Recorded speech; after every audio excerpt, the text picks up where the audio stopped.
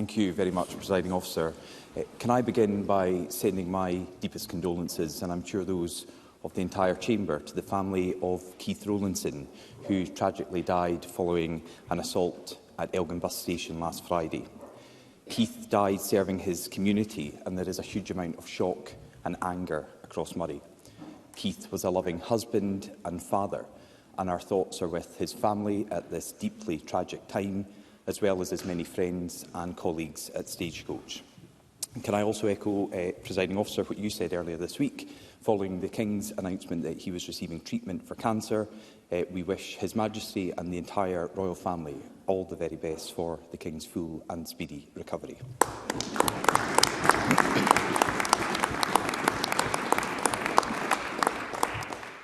Michael Matheson has finally resigned as Health Secretary, months after it emerged that he was dishonest and misled Parliament over an £11,000 iPad bill he charged to taxpayers. Humza Yousaf described Michael Matheson as a man of integrity and honesty. How much does he now regret those words? First Minister.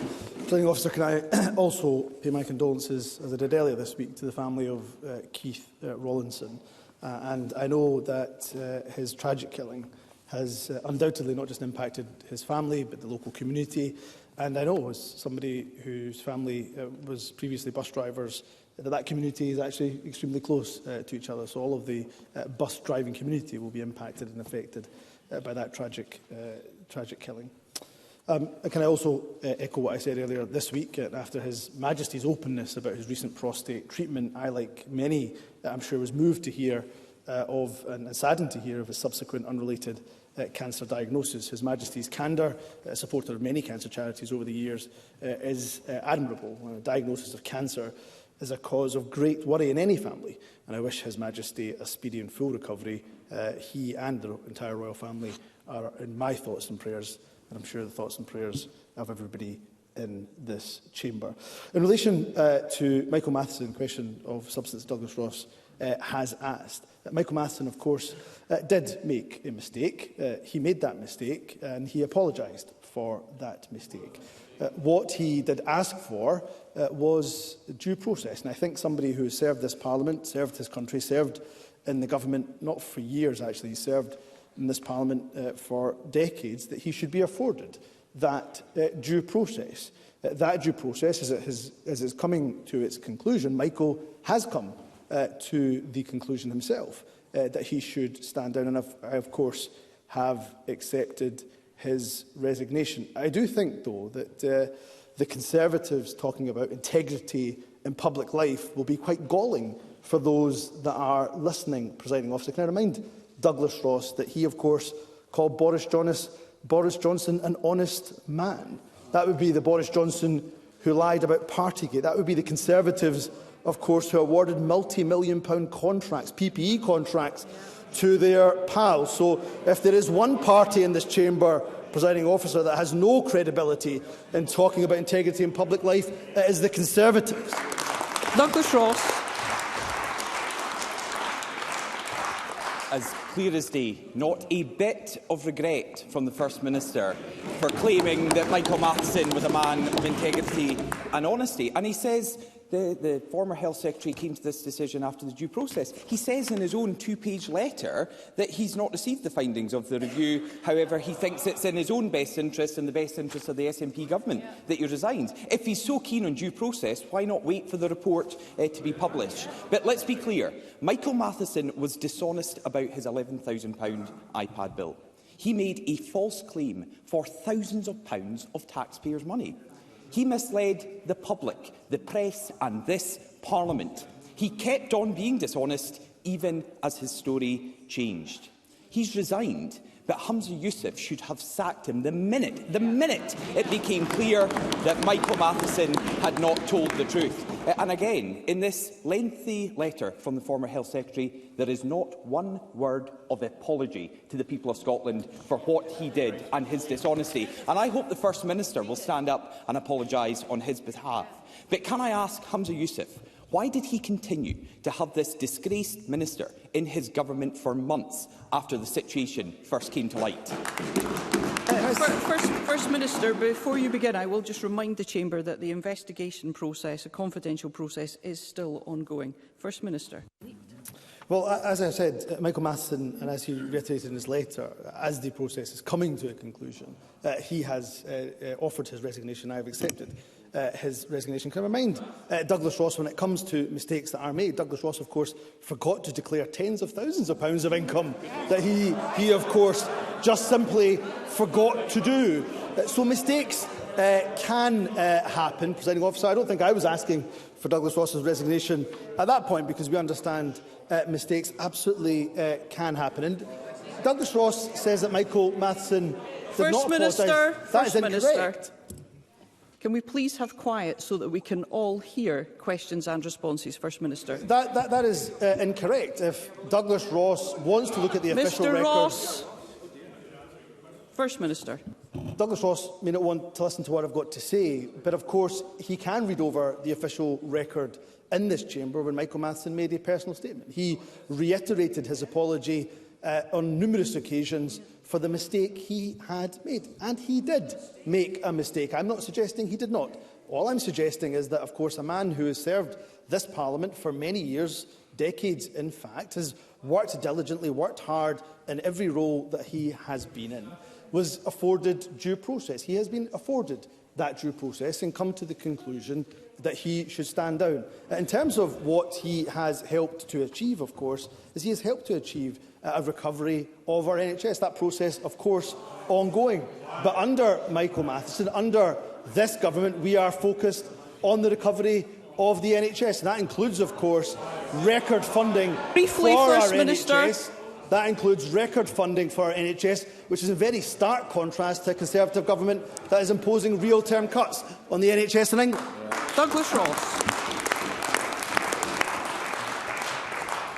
Michael Matheson tried to cheat the taxpayer out of tens of thousands of pounds.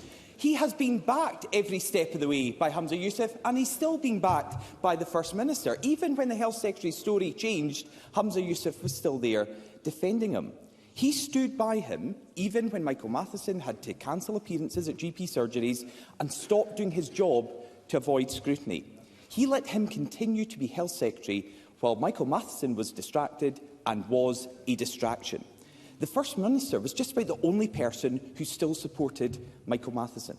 Humza Yousaf staked his own personal reputation on backing the former Health Secretary. So can he tell us, why was he willing to tolerate such dishonesty? First Minister. Let me again just remind Douglas Ross what we have been focused on. Let's look at the facts and let's look at the recovery of the NHS. We have, of course, in Scotland, the best performing A&E departments in the entire UK.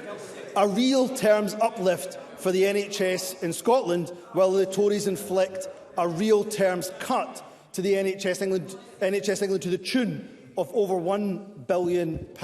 Record staffing in NHS Scotland under the SNP up by over 31,000. The best paid staff anywhere in the UK, NHS staff, best paid in Scotland compared to the rest of the UK.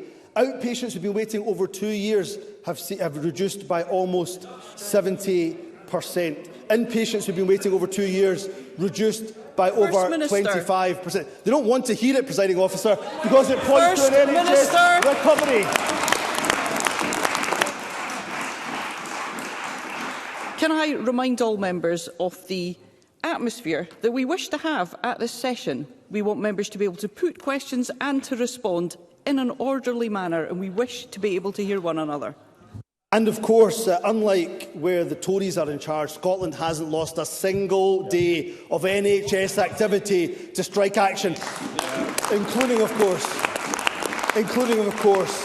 the junior doctors deal that Michael Matheson concluded. So we're a government that takes great pride in supporting our NHS at its time of greatest need, in very stark contrast to a Tory government that is gutting NHS England to the bones. Douglas Ross.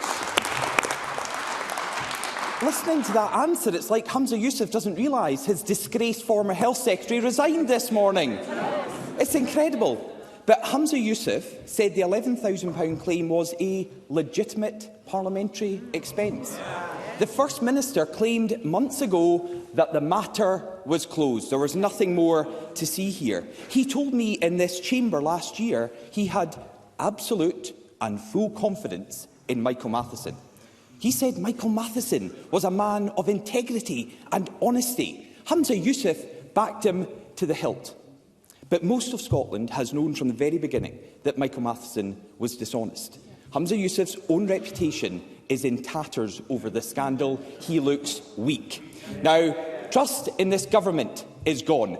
The SNP's credibility is gone. Michael Matheson is gone. But Humza Yousaf, the human shield, is still here defending him. First Minister, how can anyone trust a single word this SNP government ever says again? First Minister.